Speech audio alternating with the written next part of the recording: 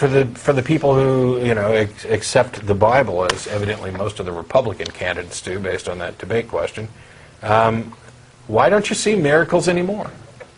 I mean, you take a look according to the Bible. I mean, you had the Israelites had pillars of smoke and fire parting the seas. They were fed manna from heaven and plagues and pestilence. And then Jesus walks on water and turns water to wine and raises the dead. And now it just takes one guy 3 days lost in the woods with his kids to get found. Yeah. That constitutes today's miracles. It's really downgraded. Yeah. Woo, I found my car keys. It's a miracle. Please. You know, there's this whole why won't God heal amputees question, which has come up, and it's a great website to visit, whywon'tgodhealamputees.com. And I think it's also a part of godisimaginary.com. You don't see miracles like that anymore. And why? Why is it that this generation, or that every generation that we have good historical data on, should be exempted from the type of evidence that the previous generations got? I mean, I think the whole God thing would be much more plausible if I saw dead people raised.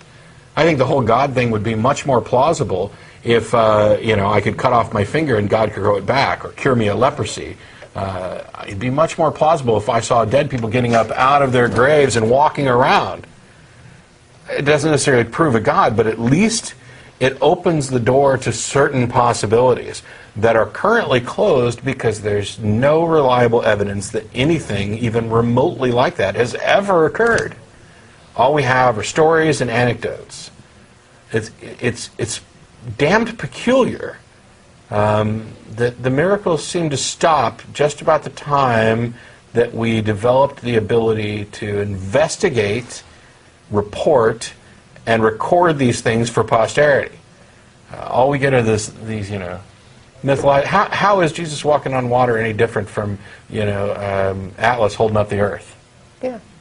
You know. Or Muhammad flying to Mecca on a magic winged being.